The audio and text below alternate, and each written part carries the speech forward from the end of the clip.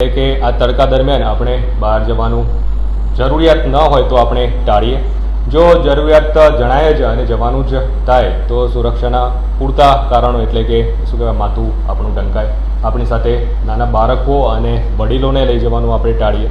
અને જો એમને કોઈ પણ સંજોગોમાં લઈ જવાનું થાય તો એમનું પૂરું શરીર પણ યોગ્ય રીતે તડકામાંથી સુરક્ષિત રહે એ રીતનું ઢંકાય. પીવાના પાણી વગેરેનું આપણે પૂરતો ઉપયોગ કરીએ જેથી કરીને હાઇડ્રેટેડ આપણું પોતાનું પણ બોડી રહે.